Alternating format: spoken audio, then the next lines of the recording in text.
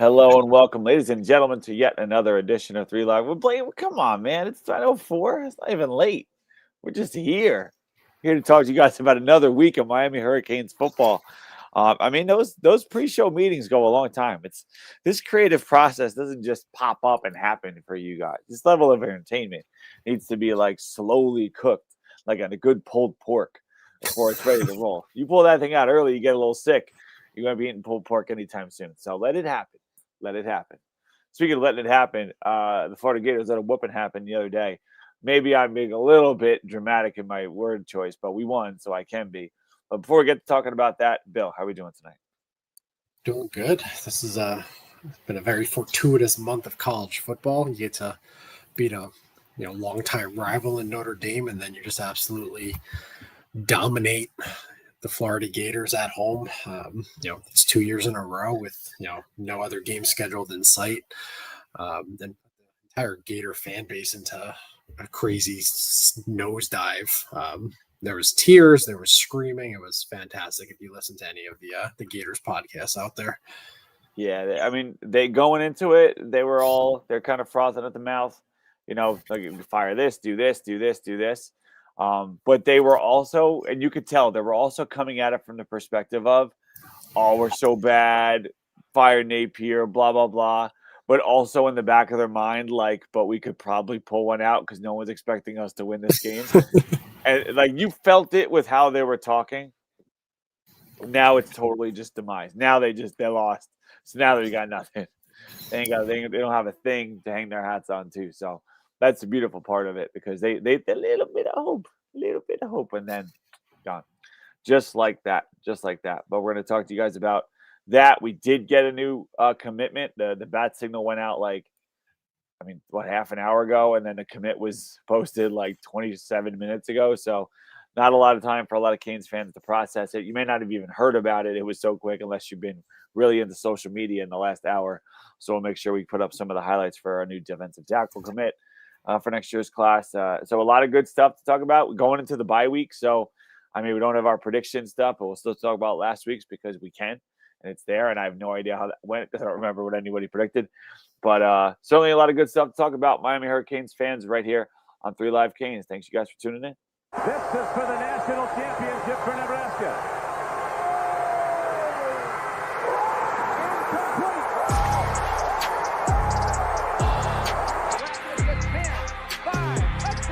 He's a stud, that Brown, number 98. Irvin's got it. Irvin's free. Slips to the outside, tries to stiff arm, but he couldn't get by Ray Lewis. Big time players step up in big games. Hard dog. Don't ask me for more. Hell no. Husker up to the races. That's what they needed. That's Ricks going up for Thorpe, and it's intercepted near midfield. Sean Taylor's got another one. Who else?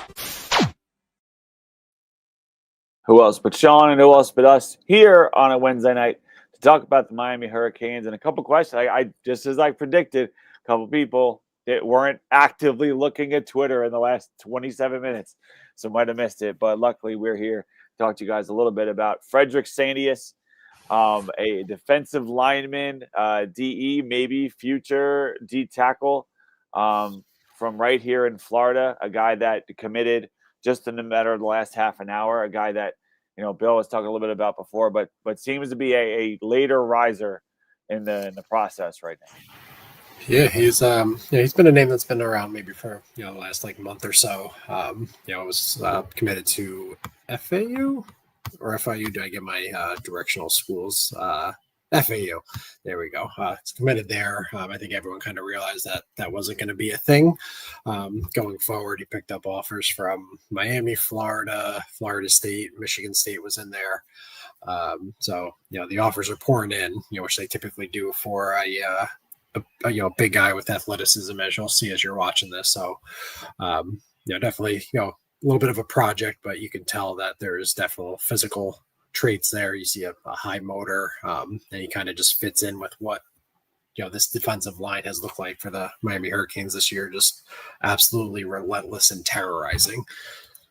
Yeah, that's the thing. He's got that explosiveness you want in a defensive lineman. I think a lot of the technical stuff, for being a multi-sport guy, track guy, you're a wrestling guy, that he has a lot of movement. You could tell when he moves that he knows what he's doing.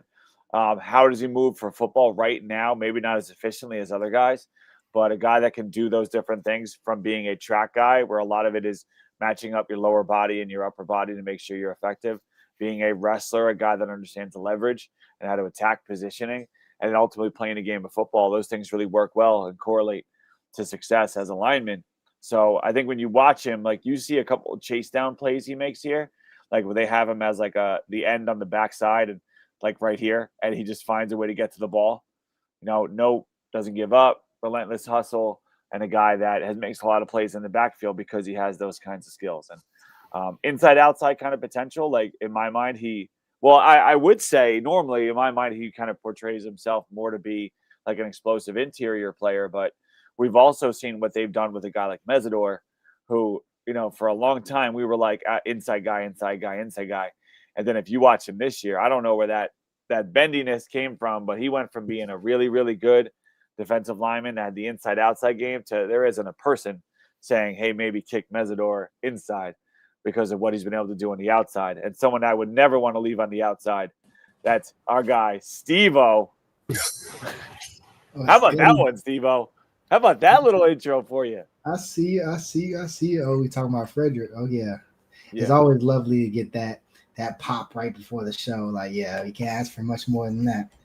Steve, I don't know if you had a chance to look at his stuff just today, but because of the commitment was so recent, but I don't know if you've seen him before or heard anything about him. Nah, yeah, we've been after him. He's out there in Naples. This has been a guy that not just us, but Florida State are pushing for. I heard some other names that are just kicking the doors. I wouldn't say they were pushing, but a lot of people were taking notice of him because he has some really good movement skills with a frame that projects to, grow a little bit even more, even though he kind of has a good frame right now.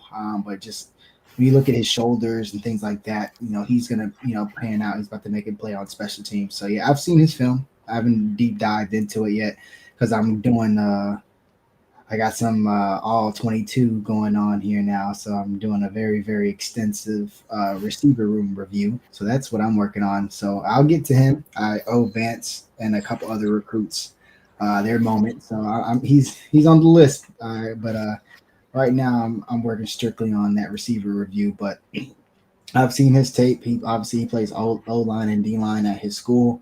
But when it comes down really to it, we're looking at him as a defensive tackle that we're going to beef up a little bit. There's been remember when we took Dalen Russell and I was telling you guys, look, he's going to be a dude. He's going to be a dude in like 2 years out in the program. And everybody inside the program is raving on him. This is that type of guy where you're not going to see maybe the instant impact of, a Justin Scott or something like that, where within their first 2 years, they're on the field, a Marquise Lightfoot, those Armando Blunt, those type of guys. But you're going into year 3, he's got that like Moten potential where everybody was saying, oh, we need somebody, but you had Moten developing for 2 years, and then come year 3, he was ready to be a dude for you. That's the effort right there, running down 30 yards downfield. But no, this is a great take. To be real with you, like, they cannot lie. Florida State and Florida were all over this kid. So this was one of those late bloomers in the state that you had to beat out the other big 3 for. And credit to the staff because Florida State had some momentum here. Can we really refer to Florida as the big 3 after they lost to USF and us, and they're 1-3? Yeah, in the recruiting world, yeah, because they have the SEC logo on it and kids love it. So that's all they got going for them, Steve-O. That's all they got. Yeah, that's true. Because they reneging on some NIL stuff too, so they don't got much going for them. There's a lot of whispers coming out, but I tend to just chill and see for the facts. But I know a kid or two personally that monthly NIL. We got you next month is starting to go out, starting to go around up there in Gainesville. Not what you want. That's that. Yeah, not the first time this has happened either. Remember when they made that decision to, we're not going to fire Napier, we're just going to give him all this money, and now they want to fire Napier, and where else is all that money? It's on that roster right now. Yeah, so there's a lot of decisions needing to be made up there in Gainesville, and it's great for us. It's great to sit back and watch that disaster and just be happy it's not us. That's right. Like I think we saw this past week in from the measurables on Frederick. I mean, the listed is 6'3.5", 275. So, somewhere in that range, whether a little bit up, a little bit down. I think he's a little bit more down, to be honest with you. He looks like a 260 type of guy. So that'll be something. Get on campus and then see where it goes from there. But yeah, long-term type of thing. But speaking of what you said, the dumpster fire going on in Gainesville, and happy it's not us. I mean, I think we saw the other day exactly what the difference is between the two programs because while it was closer, I think for a while than a lot of us had hoped to see, when Miami had like a couple opportunities, just kick that door right in. It was more of like eat, like slow eat, and then eventually had the opportunity to do it, and they did. But still, like Miami's ability that even when things weren't going nearly as well as they've gone in the past couple weeks for the offense, the defense held really, really strong. Really only had one drive against them that Florida could even hang their hat on, just the one drive. And then outside of that, they were playing as good a ball as they played, all year. And then the offense, when it had to do what it had to do, rode the backs and did what they had to do to get the ball downfield, score. So closer maybe for a while than people would want. Maybe a little more agita among the fan base if that weren't Cooley eating their Dippin' Dots and instead maybe opted for like a little sausage and peppers or something. Maybe that acid was getting a little bit burning in their stomach, but Miami pulled it out certainly. So, Steve, I'll go to you first on this one. Just overall thoughts before we get more specific on what we saw the other night. Always nice to win a rivalry game. Doesn't matter if it's by a point or 30. Just having that W is all you need. So that's great. If it was packed, obviously I was there. The energy was amazing. This is, Bethune-Cookman and USF had really good attendances. This is how it's supposed to look when Miami's winning. So it looks great. There was a great vibe at the stadium. It was a torrential downpour. I got in the stadium like an hour earlier. Me and my girl was like, look, it's about to rain. She's like, yeah, it is. And I was like, all right, baby, we on the same page. We out. We left the tailgate. And 15 minutes later, it's torrential downpour. I don't know if I should say this on air, but it was raining so bad they were just letting people in. They weren't even scanning tickets like that. It was storming, like legit. Like, and it's just nice and cool in our seats, and it's just like some mist blowing with the wind. But like you could just see that the rain is like a torrential downpour. So fans watching on TV, I get it. Those cameras are like, I don't even know if 4K is the word, like 12K, because you can't even see the rain. So you're thinking Carson Beck's struggling. But man, that football is like 10 pounds, bro. It is so hard to throw that football when it's that heavy, especially when he's coming off that elbow injury. Yeah. Like, bro, like that's dangerous, to be real with you. It was raining on and off our last few games, to be honest, other than like Bethune. It rained a little bit versus Bethune. So it's been a thing, but it wasn't a torrential downpour from start to finish. Those balls were heavy. You saw that interception to Carmani McLean. He tried to zip it in there and didn't have the same zip because, you're throwing a bowling ball.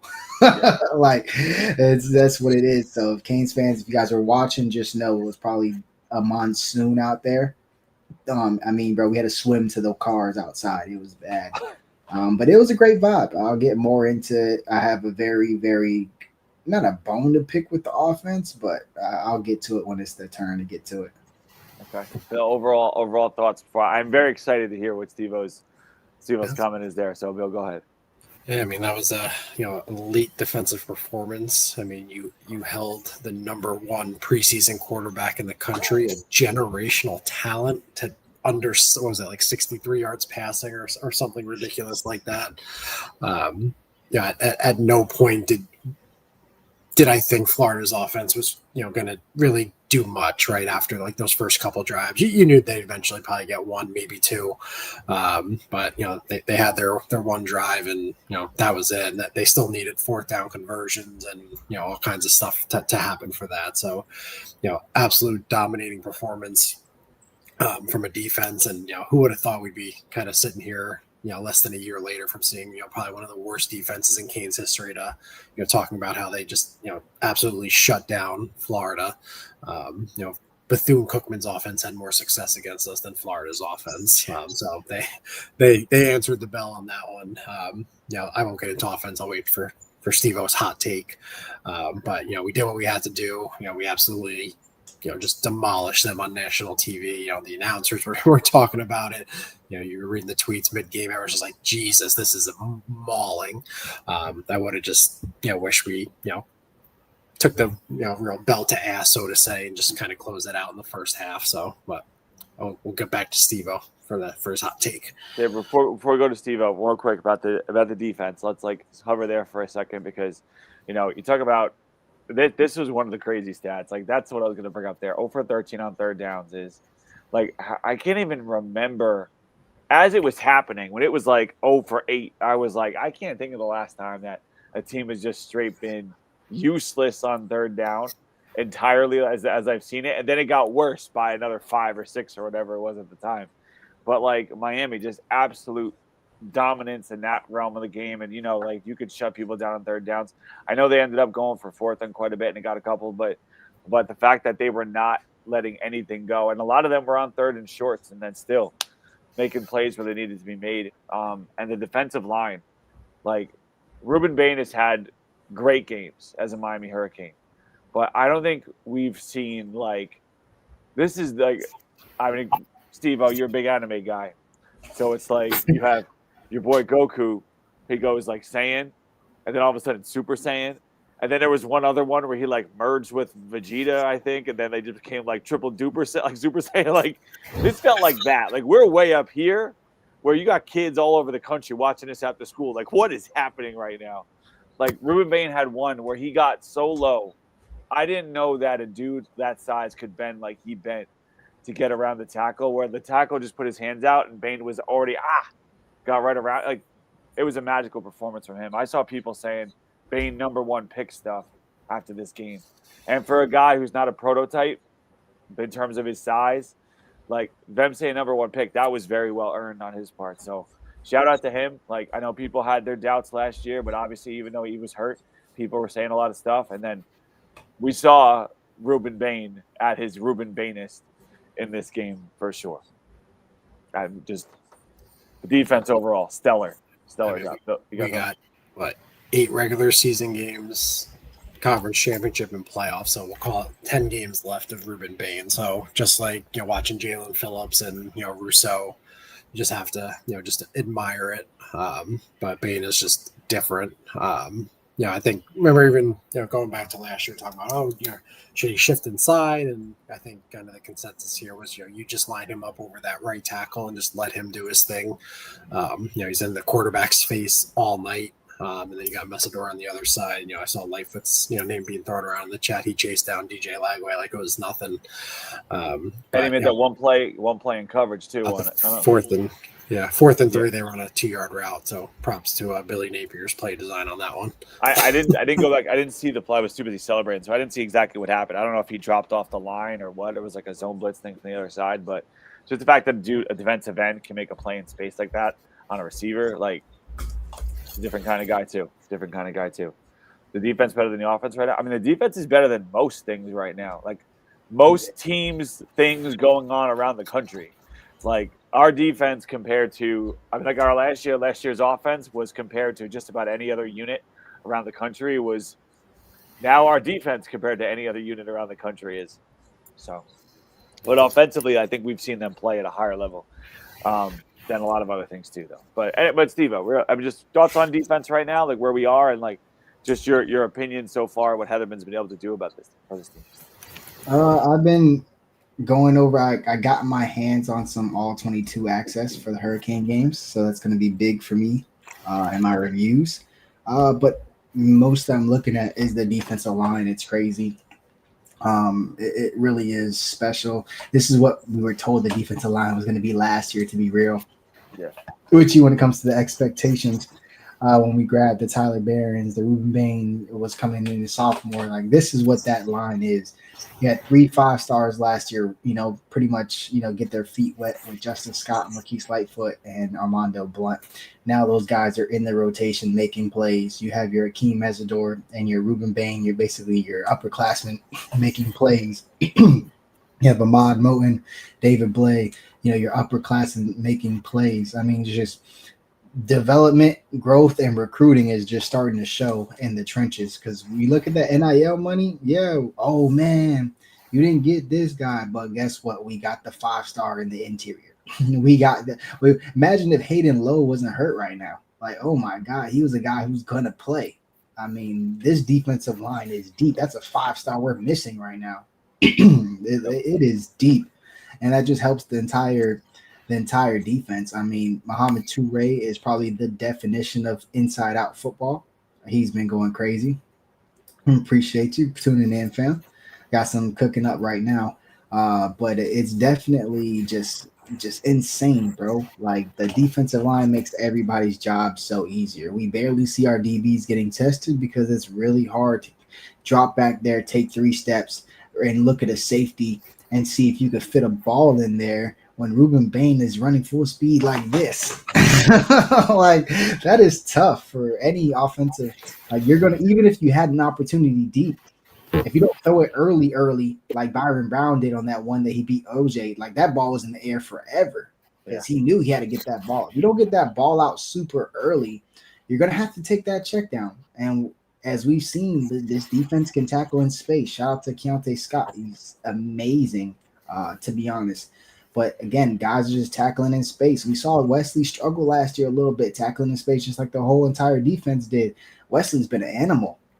He's been an animal sideline. Muhammad Toure's been an animal. Popo's giving us really good snaps at backer. I mean, these guys are tackling. The defense, I thought, be real with you guys, I thought the defense was going to be good. Just because it couldn't be worse than last year. But I did not expect it to be like this good day one. Look, you guys just go play football, and I'll deal with anything that we need to deal with. You guys just play football. It kind of is just clicking right now. Yeah, I was going to bring up the tackling. It wasn't that long ago that Michigan State, where we had like 25 or 30 missed tackles, and even just as a whole, like, we had some good defenses under Manny, but this looks different just from a athleticism as well as a physical standpoint. I mean, I think there was a couple plays in the first quarter. I know Toure got someone. I think West got DJ, who kind of like half slid. I mean, there was like 3 or 4 like big hits early in the game, and you kind of were just like, yeah, that's going to eventually wear on them a little bit. Pads popping. Yeah, it's different. We got a big test coming up, about a week and a half or so, but kind of just looking at the rest of the schedule here, this defense is going to have some chances to pitch some goose eggs against some of these teams. People going with a beast. Yep, too right. Playing like a crazy man. Rutgers finest. Yeah, we thank you, Rutgers, for developing him, because he's doing great for us. Great film review from Kane's Day, 954. And then Devin says, "What do you think our defense weakness is?" I don't think we know yet. I don't. I haven't really. I mean, I guess you could probably say maybe we had a coverage bust against Notre Dame, another one against Bethune, and one versus USF. So I guess maybe there's yeah. I think FSU is gonna kind of. I don't know if our secondary has really been fully tested yet. FSU is going to take some shots down the field. At least that's what they were doing against the Sisters of the Blind the last 2 or 3 weeks here. But I think the secondary still has a chance to kind of show what they can do from a playmaking, interception type perspective. But I mean, through 4 games, we've given up 24, 3, 12, and 7, and 2 of those opponents are, legit power 4 teams and a really good G5 team, a group of 5 teams. So, yeah. Steve, do you have any? Yeah, I would say we don't create enough turnovers. Like, the defense has been perfect, honestly, or damn near perfect.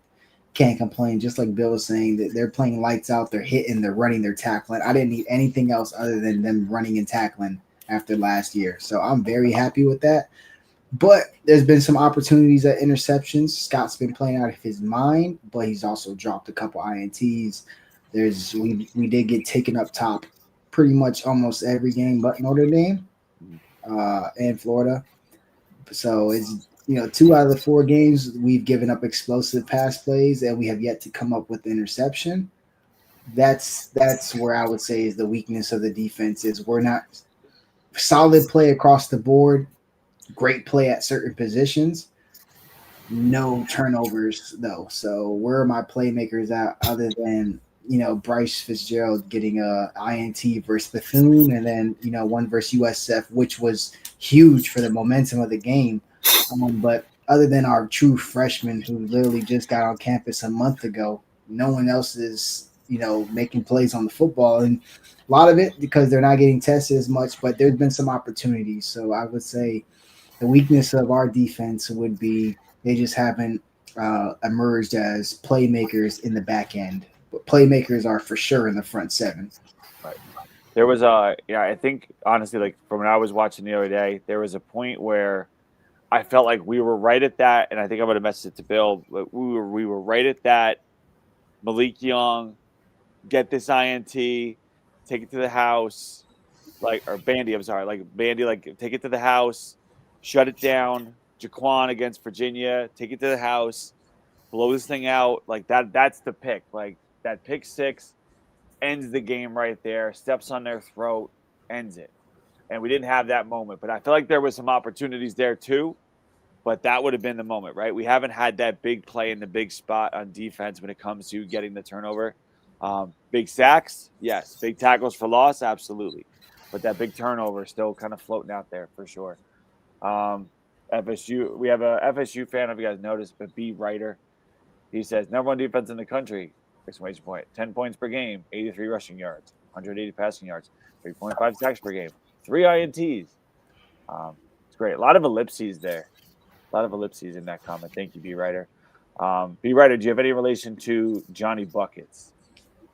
Oh yeah, I could have sworn I seen him the other day on Dono's. I don't know if he made it back to CanesInSight, but I seen him on. He's still around commenting. Hopefully, I would like to see him get back. If he makes it back for next week, we'll definitely have him be the guest picker. I think. Yeah, we'll let him pick. How could you not? But Kirk Granger, thank you for the donation, my friend. He said, what position group can propel us through the playoff, and what position group will be tested through the playoff? Hit that like button for the fellows. That's a good one. All right, so let's go with which one. Like I guess this is the group that will lead us. Is the Moses group, and then what position will be tested the most throughout the playoff? The one that may cause some concern. So we'll go propel. We'll go tested first, then we'll go to propel. So if there's a group that you think is going to get tested the most, what do you think it would be? I'll go to Bill first on this one. I'll go with wide receiver. I think, after at least, I know the conditions weren't ideal, but I think teams are going to try and mimic what Florida did. Really just trying to eliminate as much of that space from the receivers. We had some drops too, but without I think they're going to adjust a little bit. But I think if we are going to make a playoff run, we're going to have those receivers really step up and create downfield plays and some more explosive plays. That's probably the one thing that the offense is lacking right now is the explosion. Steve-O? Yeah, that's what I've been begging for, the Blues, to be honest with you. So we're waiting for that. But since Bill took my answer, I'll go probably what position we're doing, what will be tested, right? I think the defensive line that we're talking so great about, and it has been playing well. But if anybody has watched the college football playoffs these last few years, these big boys that we get in there that we're going to be playing against are going to try to run the football. It is no matter what time of year it is, when it's playoff football, you got to stop the run. You have to stop the run. So when we play at Texas or you play in Ohio State or, at Penn State, I'm probably not in Michigan, but you guys know what type of team I'm talking about. You will have to stop that run first and foremost. So I think that's going to be the group that will be tested early and often because they're going to try to see if our defensive line is as advertised, and they are going to run the football. They're not going to just throw away the running game. There's guys like last year versus versus Arizona State. There's a lot of good big passes from Texas, but if they had abandoned that running game, they probably don't win that game because they leave a little bit more time for Arizona State. They probably lose. So that's just really what it is, to be honest with you. So I think that's probably the group that will be tested straight up is, can you stop this run versus a SEC team or a Big Ten team for 4 quarters? And the answer is going to be yes, but they will be tested. I'm gonna take your cue on that, Steve-O, and I'm just gonna flip it to the other side. And I answer this, which in a way that could probably be both an answer for each spot. So what group's going to be tested the most, and then what will propel us through the playoff? If we're talking playoff, we're playing against some teams that we brag about our blue chip rating on the defensive line, the 5 stars we got, the high level transfers we got. Like, we're going to be playing some teams that have some dudes on their defensive lines, guys that are going to be high level picks and all that kind of stuff. Like, the offensive line is going to be tested against talent that we probably haven't seen so far this year. But at the same time, I think the offensive line is going to be what carries us through. So they're going to be challenged in a way they haven't been challenged and won't be challenged by anyone in our schedule the rest of the season when we get into the playoff against some of these big dog teams. But some of these teams are going to be 8 deep at D tackle. Yeah, like that's not something you don't – when you play Virginia Tech, you don't see that. But these are teams that have these 5-star guys that can roll in and out, guys that are going to be high-level draft picks. We thought it might be something like if we got, with Clemson and we get to play them, but Clemson's not going to be around. So it's going to be some teams with some good dudes out there. And Notre Dame had one guy that, is talked about as a potential high pick, I think, in that game. And he had himself a couple plays. What happens when we have they have 2 or 3 of those guys or 3 or 4 of those guys? I think we'll show up, but it's going to be a test we haven't seen. So the only way to do that is when you get to play some of those national teams and not some of the guys we've been at against. But let's go to the propel. So let's flip the order back around. So, Steve, what group do you think will propel us forward? I'm going to go running backs. I think that group, no matter what Carson Beck does, I think we could lean on that running back room, especially when Jordan Lyles full go, which I do believe he will be versus Florida State.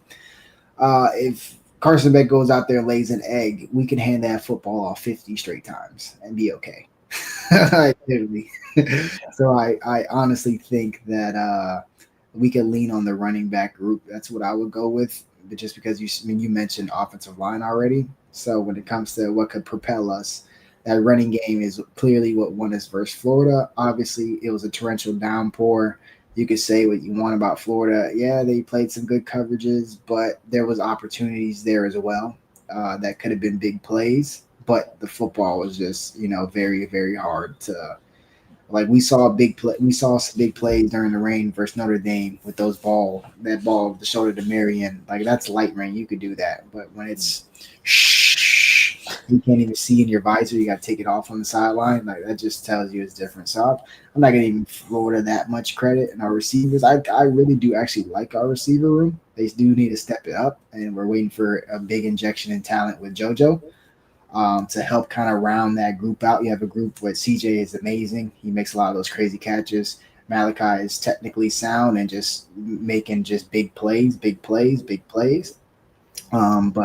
we do have some, good guys as well. Tony Johnson, Marion, they bring some. So if you can inject that JoJo talent in there, and maybe that's where those big play abilities we saw versus Notre Dame, even though JoJo was running on one ankle, Carson Beck still tried to hit him deep twice. And that's because the smoking practices, that's been our guy going deep. Yeah. So when you get him fully healthy, I can imagine that, he might unlock that deep ball. Bill? Yeah, I'm going to go opposite Steve-O. I'm going to say the quarterback room, which is Carson Beck. I think about trying to, propel us through the playoffs. You can't be one-dimensional, and expect to make a run. I think, can we just line up against an Oregon or an Oklahoma and just, run it like that? Probably not. We'll get ours, no doubt. But, if we're going to make a run, we're going to have that balance. Carson Beck's going to have to be on his game. He doesn't have to be Cam Ward, but just out there distributing the ball, being efficient, moving the chains, and allowing the run game to not allow the defense to stack the box, essentially. So if he's on his game, that's a really balanced approach that will be difficult to stop. I have a feeling that this is a great lead-in to Steve-O and his thoughts about what might be bothering him a little bit about the offense so far. So I feel like Steve-O, this is your time to take the floor here. Outside of Bethune-Cookman, versus Notre Dame, there was times where we could have put our foot on their throat by putting points on the board. Yeah, y'all boys hit that like button. What y'all doing? Y'all being greedy with that. You know them things free. But we could have closed that game out, but we let them hang in because we sputtered on offense. Right? USF, we did terribly sputtered on offense. Gave them a lot of momentum, needless momentum. Two picks. Just a one touchdown, that game's over, and they're laying down, and we can hand the ball off the rest of the game. And then against Florida, there was multiple drives. Everybody's gonna comment, "Hey, they blew the whistle early." They definitely blew the whistle early, but did we not get that first down? So are we not worried about why didn't we still finish that drive? Yes, they bucked us. It was clear as day. Everybody knows a Florida player didn't even make contact with Marty Brown. That's 100%. I get you. But we still had the first down and came away with 0 points on that drive. We needed to go up 20-0 there and put these teams away. Every time it's time for us to put our foot on their throat, we sputter on offense and we rely on the defense to just keep playing lights out. That cannot happen moving forward, especially if you want to beat some of these better teams. Week 1 versus Notre Dame, we got away with it. Week 3 versus USF, we got away with it. Week 4 versus Florida, we got away with it. One day, we're not going to get away with it. When it's time to put teams out, put them out. It doesn't have to be a 4-quarter game. It's a 4-quarter game, but it doesn't have to be a 4-quarter game when the offense sputters. Every time we've had the opportunity to put them away, it's been penalties, it's been drops, or it was just conservative play calling at sometimes. And then it's just been a bunch of different things. But it doesn't really matter because the common denominator is points are not being put up when they need to be put up to pretty much close the game out. Like the haymakers, it's never over in college football. 20-0 is not an insurmountable lead. Everybody knows what we did with Cal last year. So it's by no means am I saying the game will be over, but you got to start putting in these daggers. It could have been ugly versus UF if we just finished two of those drives. Ended up 27-6. We finished 2 of those drives, which we should have. We shot ourselves in the foot at least twice. That game's 40-6, easy. Yeah.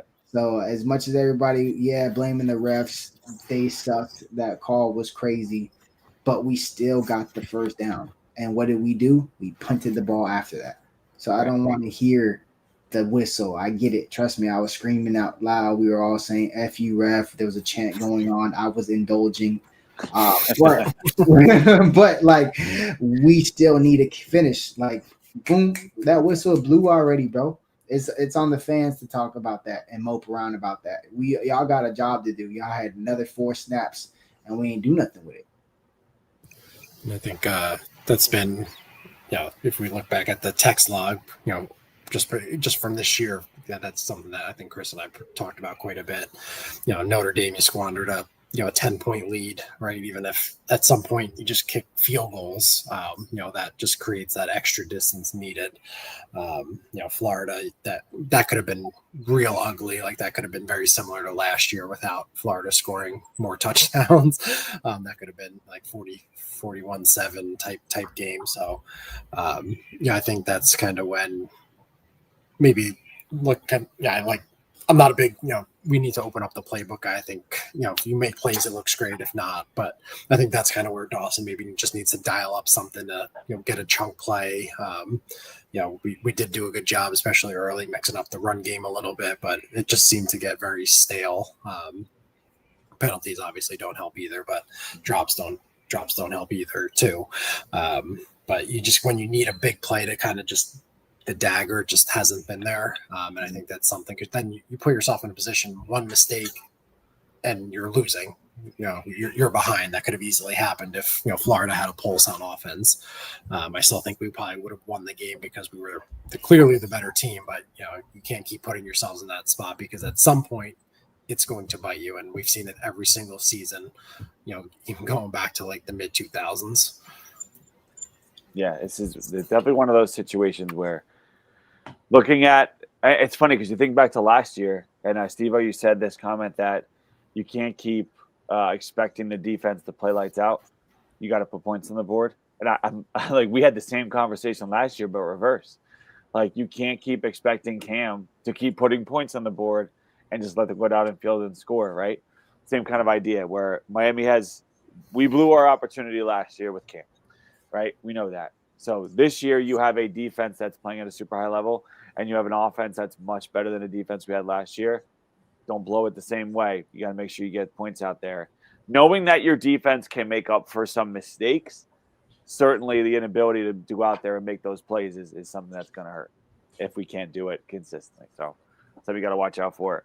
There is a couple things here in the chat I want to get back to.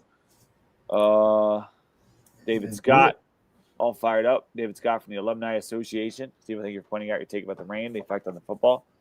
100%. Thank you. That's a very underrated thing. Light rain all day. I got a college ball right here. I got to break in. But these things, they get wet, man, and it's all right. But when they get soaked and drenched, that thing hurts your shoulder, your elbow. That thing is heavy, bro. This is leather. That thing ain't light, bro.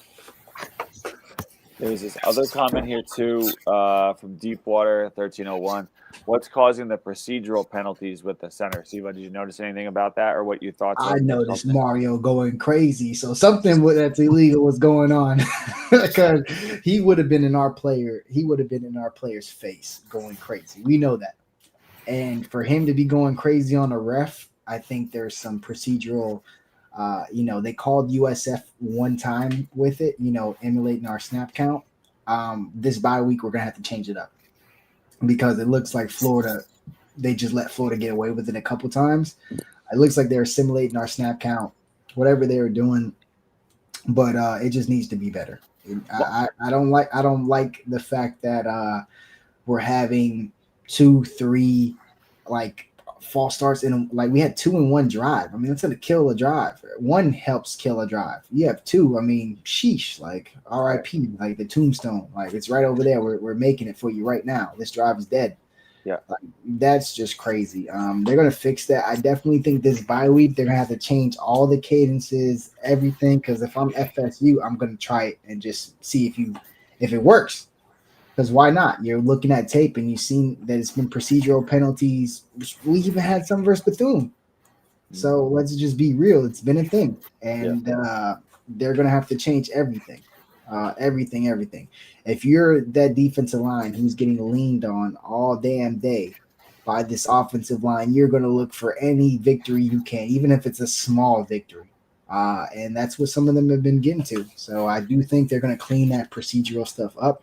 It's been some emulation of our snap count and also just player error. I'm not going to just blame it all on, they're emulating our snap count, bro. We're still the ones out there making those mistakes. So hopefully we get that cleared up. And I'm sure they're going to change all the cadences, everything during the bye week. So when Florida State sees it, they'll be seeing it for the first time. Mario said something going into the half, and I forget how he worded it, but he definitely was pissed and implied something about the issue that was causing the problems on the offensive line. And it didn't sound like he was our guy's screwing up. It's more like something's going on. I forgot the wording of it, so I don't want to misspeak from Mario. We can't hear, right? Obviously everything's going crazy, but you have some things that are spoken and said, and then that's when the center knows, okay, it's live. So whether it's, I'll just use an example, check, which obviously it's not going to be live on check. He's about to check the play.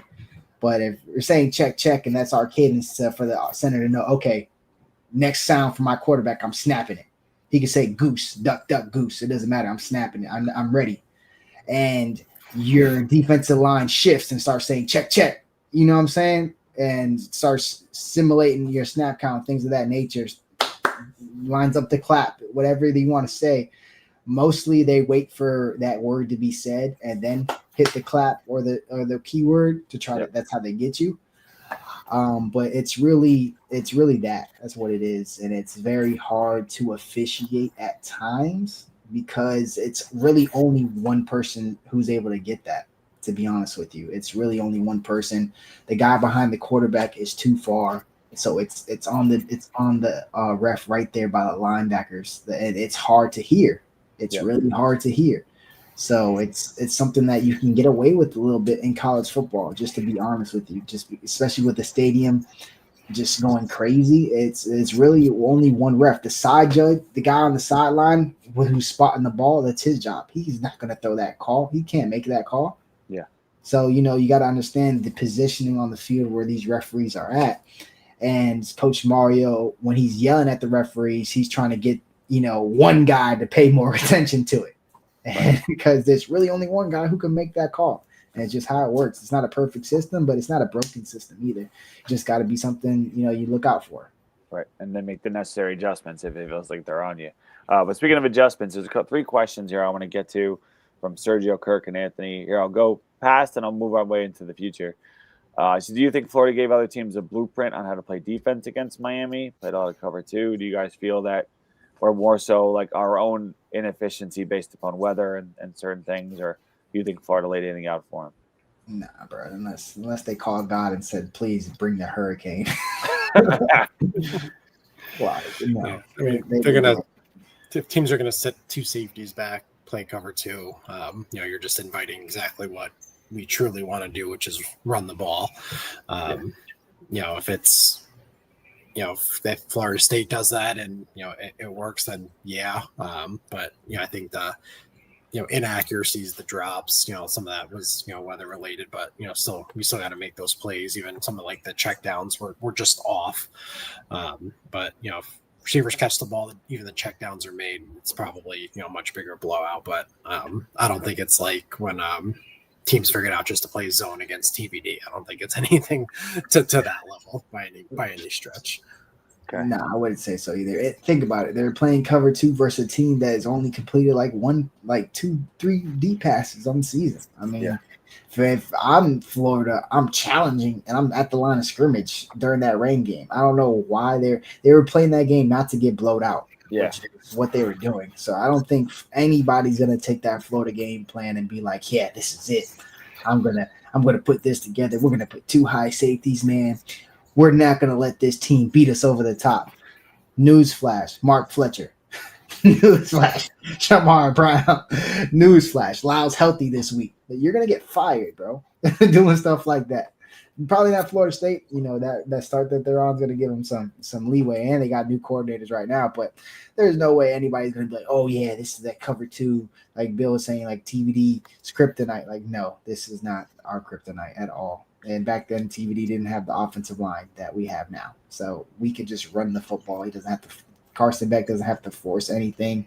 He's forced a couple throws. One was picked off versus USF. The other pick off, I'm not going to say he forced that ball. It's more of like an alignment and a spacing issue with the receivers on that. But, other than that, we just don't have to. If you want to sit back and play cover 2, we're going to run the ball. We're going to pick one of your 2 corners, and we're going to leave him unblocked every play, and we're going to see if he wants to tackle. And the time you switch up to man coverage, he's met Inez Cooper 3 times. Mark Fletcher's ran him over about 2-3 times. Marty Brown stiff-armed him to the ground. He's had to chase Lyle. CJ Daniels is running a fade in a run play, making him just run.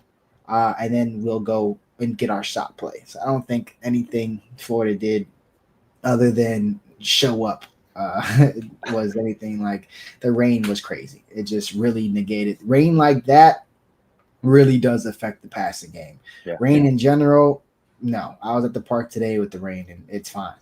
But rain like that, it totally simulates or lessens what you can do offensively. And they still were in 2 high safeties. I mean, they were just playing scared. I think Florida State's going to play 2 high safeties and then drop Earl Little in the box more. So they might show some 2 high, and then you'll see Earl, who's probably their best player on defense. And then they have really other good safety as well with Edwin. Edwin played here at Chaminade, friend of mine's little bro. So very, very familiar with his game. He's a guy who can definitely come down and make some tackles and make some plays in coverage. So they have good safeties. So I don't think they're going to just drop back into one of those two guys are going to be in and out of the box. And Errol Little is really good covering the slot. I can imagine most of his time is going to be on Malley. Interesting. But let's talk about Florida State for a second, because there was a question a while ago from Anthony Manzano. He says his opinion, FSU is a souped-up version of USF when it comes to their offense. Steve-O, what have you seen from USF? I mean, obviously FSU has had a fairly prolific offense so far this year, even against some competition that can be questionable outside of Bama. But what do you see for their offense? It's easy to make that, that distinction because they're both power spread teams. They're very quarterback run central. Like this whole Gus Malzahn change this offense really isn't like it's kind of what they've been running at Florida State. It's just they didn't have Jordan Travis running it last year, to be honest with you. So this is kind of like this is what Mike Norvell does. He's been a power spread type of guy, tempo type of guy, run the ball type of guy. Gus Malzahn is definitely a great addition to that room because that's the language he speaks and that's what he does. So I definitely think, it's big, but Golish's offense, if they had a better passer at quarterback, would be totally different. He straight up adapted that offense. That offense is made for a mobile quarterback to extend plays and make plays downfield with their wide splits, a lot of things. If Byron Brown was a better drop back passer, I think that offense would be different. Golish just adapted to what he had, to be honest with you, because that's not what he wants to be, a power run spread with the quarterback. That is not what Golish wants to be. I'll tell you that 100%. He might not say it, but he is hoping he can get a good quarterback throwing the ball to replace Byron Brown when it's his time, who's a good quarterback himself, but that's not what he wants his offense to be. So I wouldn't say they're a souped up version of USF. I just think they're, a Florida State team that hit 4 out of 4 on the offensive line in the portal.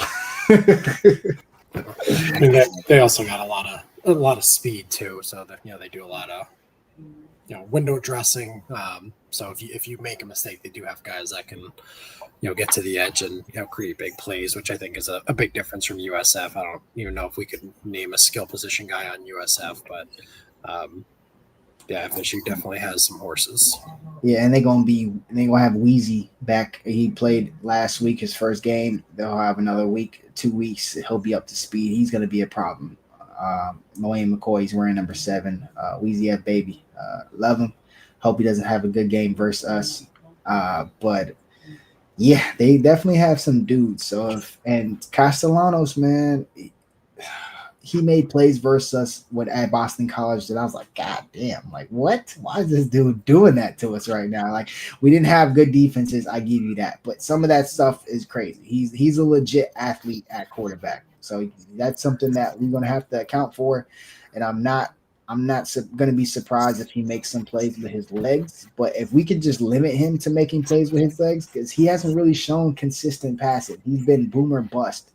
There's been a lot of boom, though. I'm not going to lie. But I don't expect us to be just giving up 50-yard, 60-yard posts. He's been throwing that deep ball. He had a great deep ball versus Alabama, a couple ones. He's been throwing that deep ball versus Kent State. But he's been more feast or famine with the passing game. It's been big plays, big plays, big plays. So if we put a lid on those big plays, can he make those throws to move the chains, or is he going to rely strictly on his legs? If we make Castellanos more one-dimensional and take away those big passing plays, that offense, next thing you know, the running plays don't have as much room, and this doesn't have as much room. And we could dedicate somebody because he's not reading this curl flat combo right. So we could just, instead of having this resource right there, we could put him to spy Castellano. We know he's going to try to take off anyway. Mohamed Toure, the quarterback killer, that's you, buddy. 1 versus 1. So that's I think it's got to be Toure. In my opinion, he's been a quarterback killer. He's probably our most athletic linebacker outside of Bobby Pruitt. So I think he gets the job. Is it going to be him all day? Nah, you can't have one person spy the entire game. That's not practice. That's some stuff that will get you fired. So we'll see. Probably Popo, Wes. Maybe in a dime package, a safety.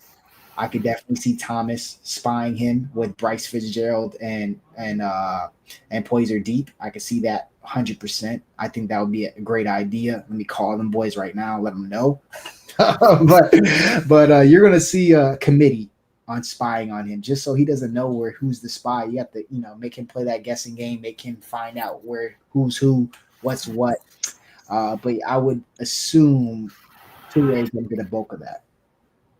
Very good. And there's one more question that came up. Kurt Granger again, generously donating in the chat. Thank you very much, Kurt. So I want to make sure we hit the question. We're talking way in the future now, but it's short in the season. Obviously it's a third of the way through. But who is your desired starting quarterback at UM next year, assuming we have a national search? I mean, the obvious in-house guys are there, right? That's obvious. That's easily could be an answer. So, and it's also hard to go national and say, oh, this dude, whatever. But do you just have any random thoughts out there of a guy that's kind of fits in for whatever reason? Just toss it on the table. We could bring TVD back. I don't think we're gonna do that. Oh man. CJ Bailey's my guy. Yeah, everybody's gonna talk about it. And then as soon as you get CJ Bailey, the conversation is Jeremiah Smith. Is he leaving Ohio State? Is he? I'm gonna go Luke Nickel just because I love the kid this game, and I'm gonna no CFK fan, no. the kid who should not be named. But yeah, I'm gonna go Luke Nickel.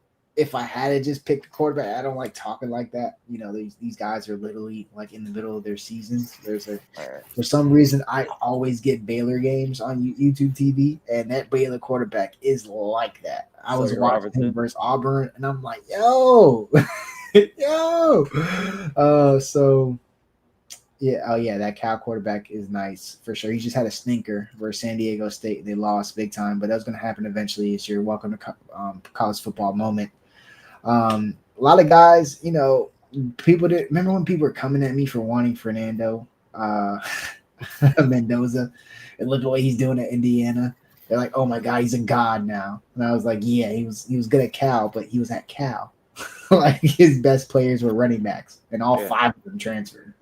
I don't think that was weird that Mendoza, even when he hit the portal, like it wasn't like, oh yeah, obviously he's going. Like as soon as I saw the name of the portal, I was like, oh, obviously he's going to Miami. He's a kid from Columbus.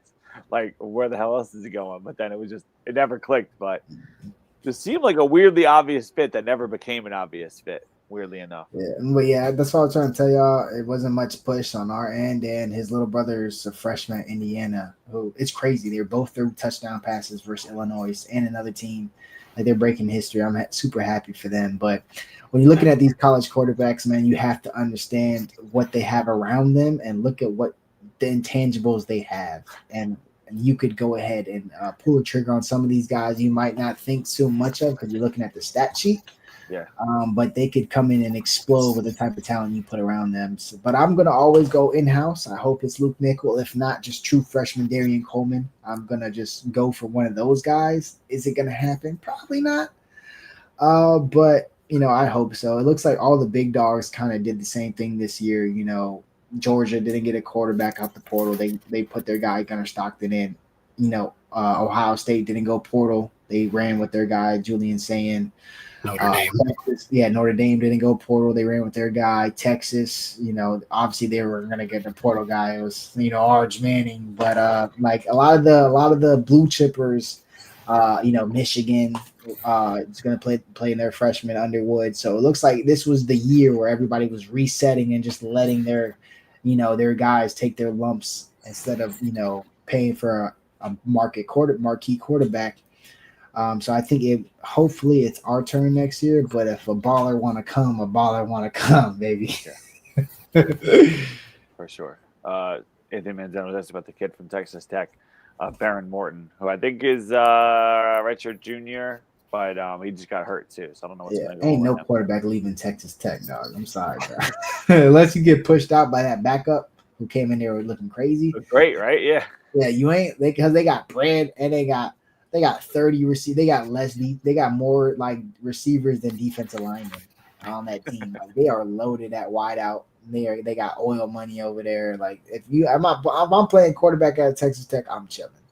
Or how about Austin Simmons? His backup came in, had an awesome game.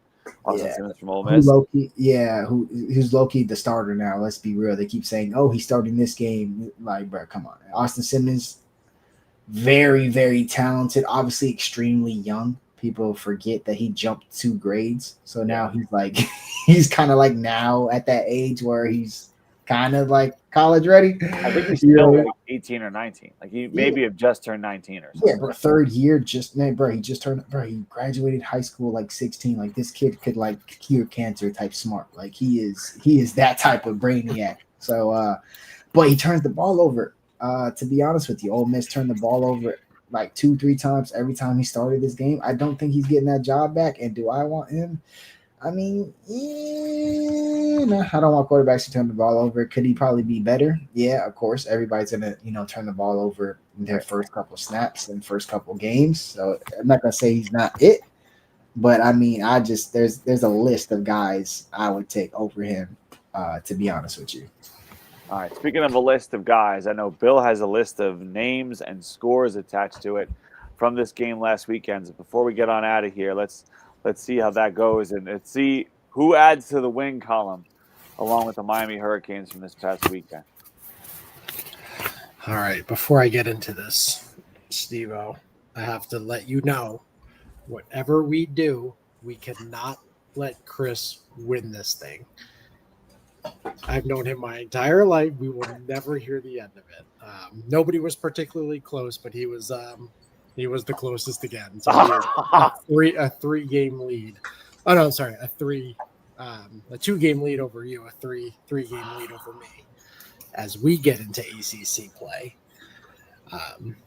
And now for the wild predictions. Oh, let me give me a minute. Just let that simmer for a second. He wants to bask. He can't just right to the. Well, we have some controversy here. You didn't even say. Oh, you didn't even say how much I won. Like how close was I? 14 like, points. Recap it.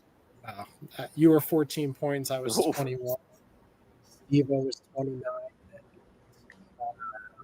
I can't remember. Myth Legend was 22 or 32.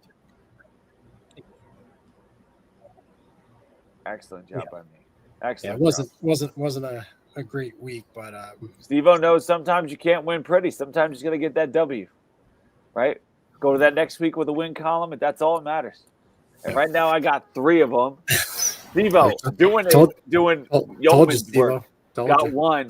Just Bill.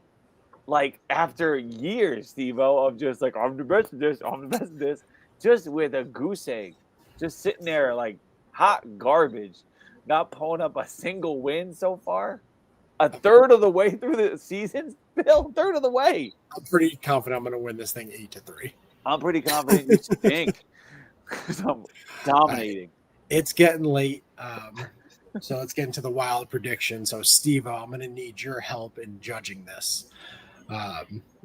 So, someone, Crib305 said Mally throws a TD. That didn't happen. I said 2 UF players ejected. One of them should have been because someone punched Molly. I don't remember who that was.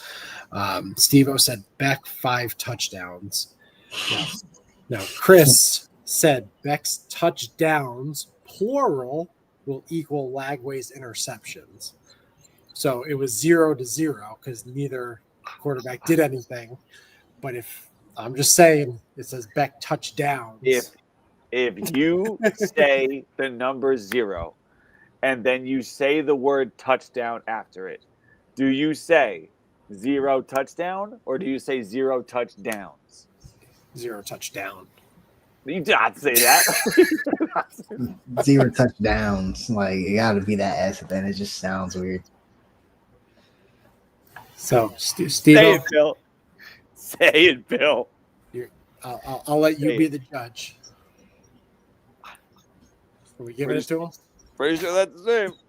Pretty sure 0-0. Yeah, I ain't gonna lie. I'm giving that to him. I mean, it's this. All right, He we're didn't gonna say. circle that one then. I mean, it is the same. Like it's same amount of DJ Lagway touchdowns as interceptions. I mean, you gotta give it to him. I did have to check the box score to make sure like nothing crazy happened that I couldn't remember. Probably with No. tears in your eyes, Bill. With tears in your eyes. Look at this. What a week. What a week. What a week. Is this Yeah. the first time? Is this the first time someone's ever won on one of these? I did it at some point last year. I hit the crazy end. Yeah. Now somebody also hit one as well. Yeah. I forgot what it was, but it was like a quirky thing, and it happened. There was only I did it once and all that we've been doing. That's where you get the score. Oh. You win the score. Oh. Crazy. We got a baller in the chat. He bet 10K a day. You need to call God, bro. All this is by design, Steve-O. That's too much money, man. Yeah, bro. You need help, bro. There's a $10,000 a day? There's a hotline for you. Hold up. On what? What do you bet $10,000 a day on? You live bet every single second of every game? Yeah, 1-800-GAMBLER, bro. Yo, This is a national helpline for problem gambling, available 24/7. You can call this number for support. If you or someone you know is struggling, yo, fam, pick up this phone. You bet 10K a day. 10K a day. Like there's some days where it's just we just betting on baseball, $10,000 a day. Like, what? Nah, bro, Strike right here. You betting on 10K a day, bro. You're deep in that. You put in tennis plays. You put in all types of plays. Baseball is where it's at when it comes to betting, but Russian women's basketball. Gotta get 3K on that. Yeah, bro. Hold on, let me drop 20K on this South Africa cricket game, bro. Like yeah, bro. They need that. Yeah, bro. You need to get some help. He's probably capping, but it's funny. I got that Australian rules football on. Got Johnny Hornswoggle from Ireland about to take this to the bar. Yeah, bro. Buddy got freaking USFL plays in right now. He's 100% capping, but it's hilarious. Watching ESPN the Ocho, just desperate for some money lines. Dodgeball going. Oh, anyway, that's funny. I'm glad that he made so many comments. He made so many comments today that we didn't post them, but he put this one up, and this one is down. It's there forever. Yeah, no, you had to. Baseball, late night table tennis. At least he knows the deal. Yeah, I heard table tennis be hitting. I have a friend that would bet on that kind of stuff. Yeah, I got a little bit of a rough patch. Yeah. Oh man, God bless him. There's a number. I got him. If you need it, if you need it, I got you. I still got the link, Bill. I'll send it. Yo, Rob, he didn't say he's winning. He said he's betting 10K a day, man. Betting 10K a day. So all right, last thing before we get out of here. Jets versus Dolphins Monday night. They're gonna line up and play Rock. It's my birthday. I might actually go to that game. It's on your birthday? Yeah, September 29th. I'm going out of town. Me, my girl, and fam and stuff. We're going out of town, celebrate the 30th, and then I get back Sunday night. So I'm looking at those Dolphin tickets, which are usually very expensive, and they're not that expensive no more. I wonder why. Yeah, I wonder why. Because you're paying to see Tyreek Hill not get the ball. Let's throw a prediction. Hey, what's the fun prediction for this week? Let's predict the Miami Jets game. We could do the Florida State UVA game too. What's that? Florida State plays at UVA on Friday night. Nah, whatever. Yeah, forget that. Yeah, come back on the show. No, man, come back next week, bro. It's bye week. We good? Come back next Wednesday, same time, same channel. Bring the 10K. There's a donation, buddy. There's a donation button somewhere. Actually, before you donate, I'll send you my cash app. We ain't gonna let 50% rock on YouTube. Cut this part out of the show so D-Money doesn't see it. But anyway, what do we got? So predictions for the game. Throw your quick predictions for Jets Dolphins in the chat. Port Knox got 3-2 Jets. Oh my god. And I can see that happening. I'm gonna go 15-10 10 Dolphins. Oh, I'm going- nothing. Go ahead, Steve. What we got? I'm going 24-12 Dolphins. Oh man. I'm gonna go 20. Something ugly. Something real ugly. 20-6 Dolphins. 20-6. At least we're not losing this game. This is probably our only winnable game. We lost to the Colts, and the Colts are now like juggernauts with Daniel Jones. Like, there's not much winnable games left on our schedule. We got Cleveland, and Cleveland just beat the freaking Packers, so we might get packed up. We got anybody else? Port Knox got 3-2 Jets. CF King fans got 6-3. I mean, I'm probably gonna go Port Knox 3-2 Jets just because it's funny, but still. How about Port Knox? Big Giants guy, where his former top whatever pick is suddenly superstar Daniel Jones. Indiana Jones, hero of the day. Yeah, it's crazy. I mean, I just pray for him because Russell Wilson had 0 running game, and he felt like he had to throw those moon balls. It worked for his Dallas because Dallas is probably the most terrible defense in the league right now. But any other competent NFL defense, you can't just throw to a safety waiting for it like a punt.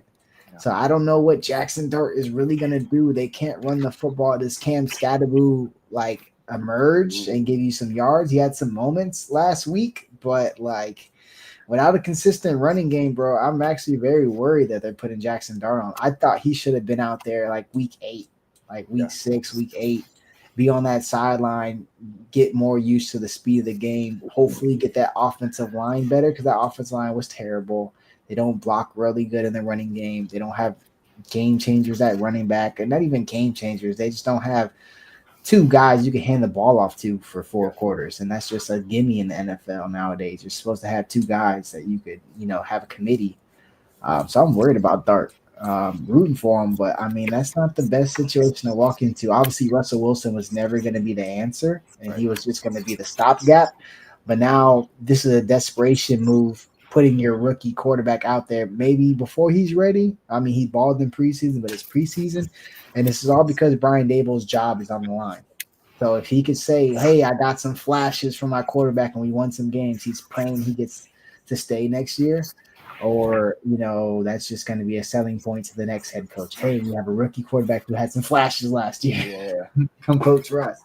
I have to, before we get out of here, and it's the tradition of whenever I say, I think it's going to be a quick show today, us going overtime.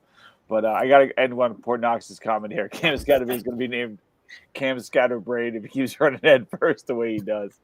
Excellent comment there from Port Knox. So we'll call it a day on that. I think we'll leave on a positive note. So hopefully you enjoy the weekend of football. I'm not sure that includes the Dolphins-Jets game because I'm not sure if legally you can call that football, but everything else should be entertaining. Thank you guys for joining us. We'll see you guys again next week right here, same time, same place on 3 Live Canes. Everybody have – whoa. Oh, my God. I almost got to do final thoughts for the people. Oh, what's wrong with me? Oh, my bad. Oh, this friggin' comment, Port Knox. Damn, you screwed me up. So, Bill, final thoughts for the people. Another it's actually stress-free weekend of college football, but it's actually a great weekend. You got Bama, Georgia, Penn State, Oregon, you got UVA, Florida State Friday night. So, a lot can change in a week. We'll see if Florida State stumbles or, if they get exposed a little bit on Friday night. That's kind of what I'm looking forward to. All right. Steve, final thoughts for the people. Big diving. I'm at Halloween. That's actually good for me. I'm gonna be able to watch some college football on Saturday night because I got Thank you, I appreciate you guys. So I got Halloween Horror Nights planned for Friday, so I'll miss the Florida State UVA game. Hopefully, I don't miss a meltdown on Twitter if they lose. But yeah, just big vibing and enjoy college football for what it is, and then we'll be back onto an actual hate week because Florida State is probably going to talk ish. They should. They're a top 10 team. And it should feel like that. I mean, Florida fans, they were nowhere to be seen. It was so weird. It's like, yeah. Man, they really It's really like kickoff, and then like you start seeing some of them come out of nowhere at like halftime, like oh my god, we're in this game, and then it was just back to the dungeon. Yeah, they're So hibernating. I'm excited to see some talking trash between between us and Florida State.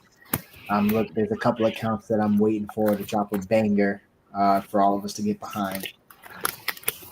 Love to see it, guys. Hate week. Anytime we play a rival is always a good time. And hey, top 10 Miami, top 10 Florida State feels like the old days, and the old days were very kind to us. So anyway, thank you guys for tuning in to the show. We'll see you guys again next week, right here, same time, same channel, 3 Live Canes. Everybody have a great week. This is for the national championship for Nebraska.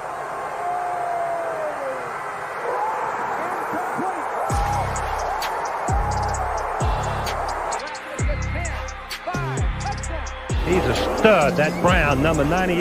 Irvin's got it. Irvin's free. Slips to the outside, tries to stiff arm, but he couldn't get by Ray Lewis. Big time players. Step up in big games. Hard dog. Don't ask me if I'm all right. Hell no. Husker up to the races. That's what they needed. That's Ricks going out.